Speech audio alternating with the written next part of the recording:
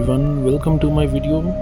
तो दोस्तों, आज का टॉपिक बहुत इम्पोर्टेंट है और ये इम्पोर्टेंट इसलिए है क्योंकि आपकी लाइफ को ये डिसाइड कर सकता है। जी हाँ, हम बात करने वाले हैं कॉन्सेप्ट जो बनाए गए हैं, हमारे बिलीफ सिस्टम में डाले गए हैं, पास्ट, प्रेजेंट, फ्यूचर। ये तीन चीज़ें बने रहिएगा। एंड आगे बढ़ने से पहले चैनल को सब्सक्राइब करके बेल आइकन ज़रूर दबा लीजिए और मेरे जल्दी से 2000 से ज़्यादा सब्सक्राइबर कंप्लीट करा दीजिए ताकि मैं और अच्छी वीडियोस आप लोगों को प्रोवाइड कर पाऊँ।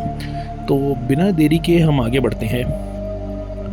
दोस्तों, ये जो बिलीफ सिस्टम है ये कौन डालता है? बच्चा जो पैदा होता है, इस दुनिया में आता है, तो तब तक उसके दिमाग में ये सारी चीज़ें नहीं होती। Religion, caste and any cult, any identity, country, region, ये टाइम, डे, ये सब चीज़ें उसे नहीं पता होती। धीरे धीरे उनकी कंडीशनिंग की जाती है इस दुनिया में, इस प्लेनेट अर्थ पे, ये जो रल्म है हमारा 3D रल्म। और इसको ये तीन कॉन्सेप्ट सबसे पहले समझा दिए जाते हैं, जो है टाइम के कॉन्सेप्ट, समय के कॉन्सेप्ट। घड़ी बता दी जाती है कि ऐसे देखी जाती है। और ये जो कॉन्सेप्ट बताए जाते हैं कि पास्ट, प्रेजेंट और फ्यूचर, यानी कि भूतकाल, वर्तमान और भविष्यकाल। तो हम बात करने वाले हैं सबसे ज़्यादा इम्पॉर्टेंट चीज़ों की, जो अब आपकी लाइफ को पूरी तरह से स्टेबल कर सकता है। और अगर आपके सामने ये गलती से भी ये वीडियो आ गई है ना, तो बस यूनिवर्स को थैंक यू बोलो और इस वीडियो को देखो। ये मैसेज आपके लिए ही है।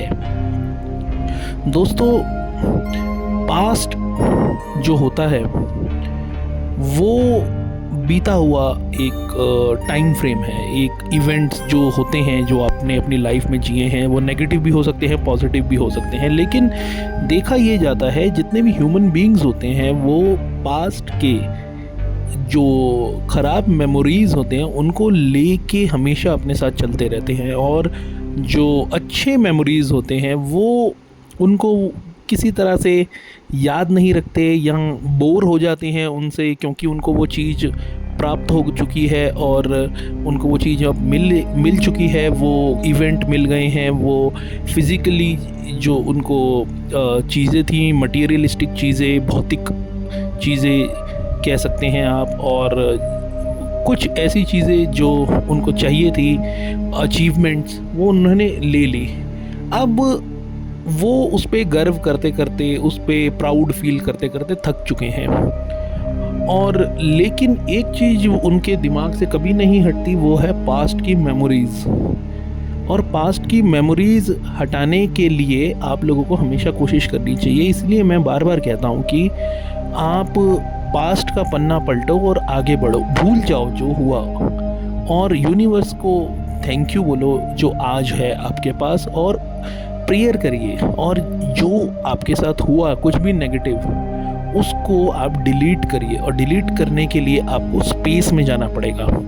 स्पेस में आप अपने घर में बैठे बैठे जा सकते हैं, यानी कि मेडिटेशन में जा सकते हैं। जो डार्कनेस आपको दिखती है वो ही स्पेस है।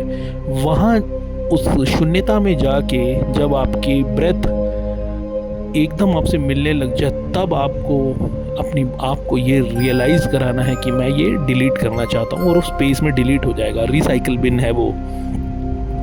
तो अब बात करते हैं फ्यूचर की। दोस्तों, फ्यूचर एक ऐसी चीज़ है जो एक काल्पनिक चीज़ है। जी हाँ, बिल्कुल मैं सच कह रहा हूँ, ये एक काल्पनिक चीज़ है। इसकी कोई गारंटी नहीं है कि ये कैसा होगा, क्या होगा। आप बेशक कितनी भी प्लानिंग कर लीजिए, लेकिन फ्यूचर के ऊपर आपने काबू पाना आपके हाथ में नहीं है। और हर इंसान यही कोशिश करता है कि वो फ्यूचर पे काबू पा ले। दोस्तों, अगर देखा जाए तो ना पास्ट है ना फ्यूचर है, जो है वो है आज, यानी कि वर्तमान, यानी कि प्रेजेंट। देखा जाए तो पास्ट तो बीत गया, आपके ऊपर आपके पास उसका कंट्रोल तो है नहीं, जो गया वो गया, और जो आया नहीं है उसका कंट्रोल आप कैसे पाएंगे? वो तो एक कॉन्सेप्ट हुआ, और अभी है क्या? प्रेजेंट। तो गौतम बुद्धा जो थे और काफ़ी सारे जो बड़े बड़े मास्टर्स आए हैं इस प्लेनेट अर्थ पे, इस रल्म में, जो एनलाइटेंड थे, उन्होंने एक ही चीज़ समझाई कि इंसान को हमेशा प्रेजेंट में रहने की कोशिश करनी चाहिए, और यही वो चीज़ है जिससे आपकी स्पिरिचुअल अवेकनिंग स्टार्ट हो जाती है। जब आप प्रेजेंट में रहना शुरू कर देते हैं, यानी वर्तमान में रहना शुरू कर देते हैं, नाउ मोमेंट में रहना शुरू कर देते हैं, कोशिश करते हैं एटलीस्ट। और इसको शुरू कैसे करा जाए दोस्तों? इसको शुरू करने के लिए आपको अपने ब्रीदिंग के ऊपर काम करना पड़ेगा, अनुलोम विलोम करना पड़ेगा, नाड़ी शोधन करना पड़ेगा, और आपको जो है डीप ब्रीदिंग, जब आप सांस ले तो आपका पेट बाहर आना चाहिए, यानी कि पेट से ब्रीदिंग करे, बेली ब्रीदिंग करे, और वो सांस बिल्कुल आपके पेट में अंदर तक जानी चाहिए। होल्ड करिए उसे, होल्ड करिए। वो होती है प्राण ऊर्जा, और उस प्राणिक ऊर्जा को, यानी कि जो सोल है उसका फूड है वो आप उसको देते हैं, तो आपको यूनिवर्स आसानी से कनेक्ट कर देता है अपने साथ। लेकिन आप बार बार अगर प्रेजेंट का सोचेंगे, पास्ट का सोचेंगे, यानी कि माफ़ कीजिएगा, फ्यूचर का सोचेंगे, बार बार उसकी प्लानिंग करेंगे और पास्ट की मेमोरीज़ में रहेंगे जो कि ख़राब मेमोरीज़ हैं, या हो सकता है अच्छी मेमोरीज़ भी हों, आप कोशिश करें अगर जो है अच्छी मेमोरीज़ में रहने की कोशिश करें। लेकिन अगर आप